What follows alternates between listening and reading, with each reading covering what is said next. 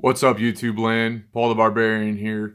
Been getting a lot of questions from people asking, like, what kind of gear to buy, what kind of armor to get, what kind of weapons to buy, and everything else like that. A lot of people are jumping the gun. First thing, you have to build from the bottom. Bottom layer of all of your armor is the soft kit.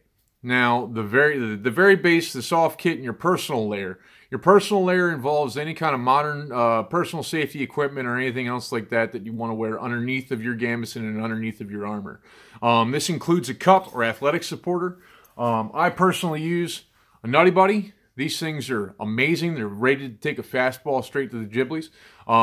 Females also have to have an athletic supporter. They sell female cups. They're very comfortable by what I've been told, and they're very protective. You really don't want to get hit with a stray axe blow or a mace blow straight to the giblies. It's no good for anybody. I also wear knee sleeves, knee braces. These things have little bars on the sides of them. I've had some knee issues. If you know your medical history, you know your body. If you know that you have issues with your knees or a wrist or an elbow or something like that, wear the brace. Just do it. There's nothing wrong with it. Just wear it. Make your armor work to it. This is the bottom, this is the base layer of everything, so you can build everything off of that. I also wear a pair of padded shorts. They've got some hip protection, they got some extra thigh protection, and they've got this little nifty little thing called a Coccyx Pad. I love that thing. The coccyx is the base of your spine where all your spine fuses together and they make that little tail section of your back. Now, you have to have a coccyx plate and everything else like that. You've got armor over top of it. You've got armor over top of all of this. But a little extra never hurts. I'll tell you that. This takes a lot of the sting and the force. It's the ablative armor that's underneath of your steel armor. It's also in between all of your gaps. We can't armor everything. It's just a rule of thumb you got to remember. You can't put gear everywhere. You can't put steel everywhere. You're gonna get hit in a gap.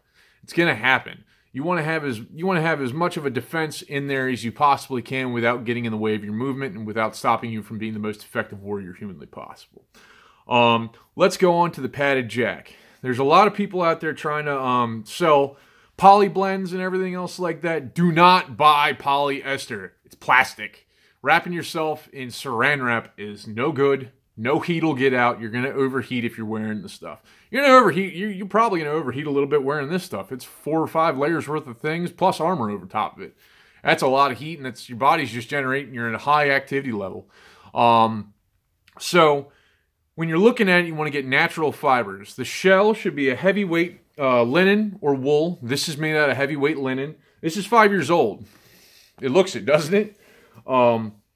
This is double layered. It takes a lot of beating and everything else like that, running around and all that. It's very tough. I like heavyweight linen. Wool is also usable for a shell. Natural fibers all the way.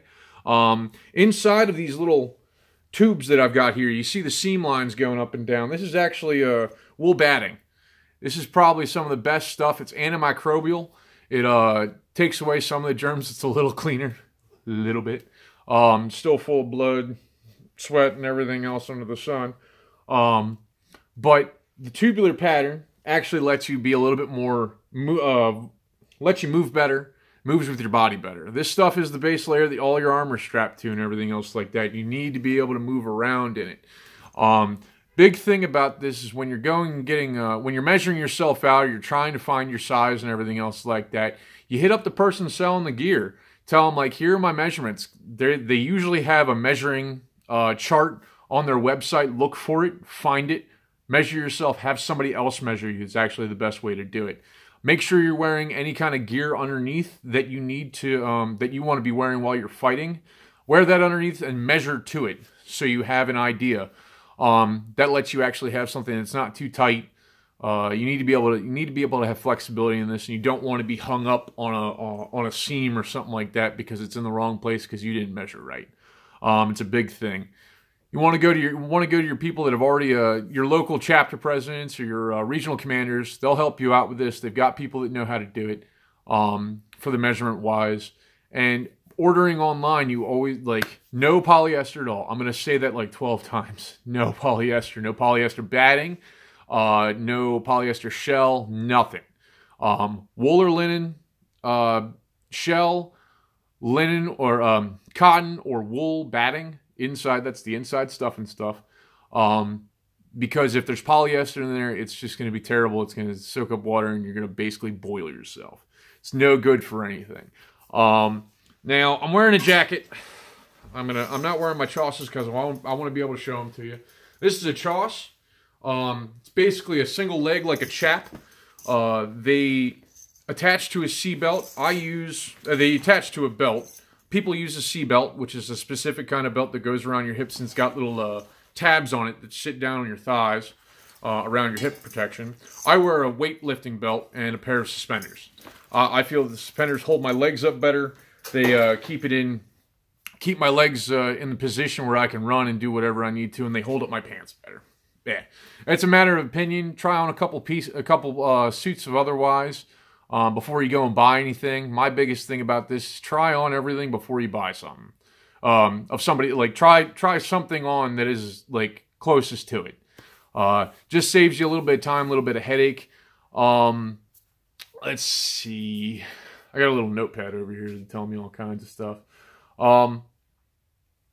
It's all kind of, I have a really bad example. This is a really bad example. This is quilted. See the patterns all in squares and everything. It's not tubes. I don't like these little pockets. They break down a lot faster. They don't move with you nearly as much. They just kind of float on top of you, and they bind up real bad in different areas. I like the tubular design. This is actually how they were designed back in the day.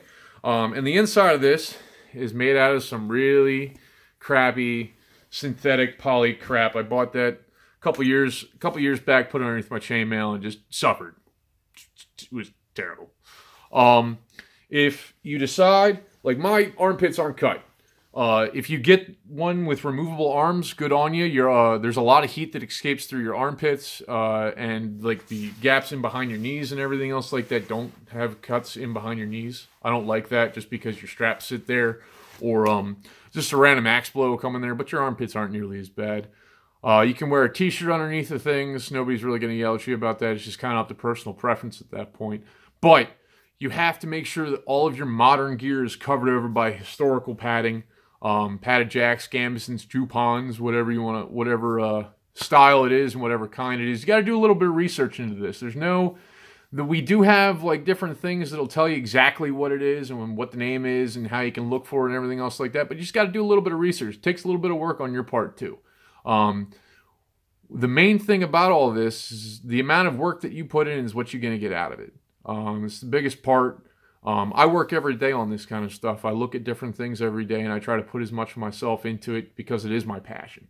Doesn't have to be your passion, but don't get upset when it's not going as fast as you want because you're not doing the work.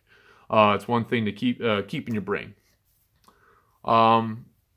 Basically, past that point, you just want to make sure that you can move in it, you order it, you get it, you want to move in it, you want to run around in it, you practice in your gambeson. You want to be able to make sure that you can deal with that kind of heat and being bound up and getting used to it. It's a big thing. And it'll save you in the long run if you start practicing with your gambeson. That's the first thing to get because this is the basis of the whole suit of armor. You can do better armor measurements with your gambeson. You're actually getting the correct size that you need from an armor if you're ordering armor, or if you're buying armor from somebody, you give them measurements and they can actually like size you correctly with a gambeson on because that's what you're going to be wearing while you're fighting. We always say practice perfect. I always say fit with what you got. Fit with what you're going to use. That's kind of my basis of this. I hope this is helpful for people. I hope this gives you a better idea. I'll put a link in the description for a couple different people that are selling quality gambesons, custom gambesons. There's a couple of seamstresses, and hit up the local seamstress if you know her. Like they'll look at it and go, okay, yeah, that's within reason. They can find patterns online. It's a pretty simple, straightforward thing. If you're just seeing this video and you're trying to figure out what it's all about, we're doing steel fighting. It's about hitting people with axes and swords. This is the basis of the protection for it. It's kind of important. Hit us up on the Armored Combat League, USAKnights.com.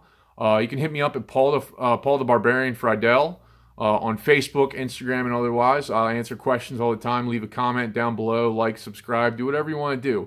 I'm going to be doing all kinds of stuff like this, looking at different gear, looking at armor, talking about materials, talking about different styles and how to go about getting into this sport and getting your gear correct. We've made a lot of mistakes over 7 years. I've made a lot of mistakes and wasted a little bit of money. But just take into account. You can do whatever you want to do, but don't come crying to somebody because you didn't listen. Cool? Y'all have a good one. Stay safe. Keep it awesome.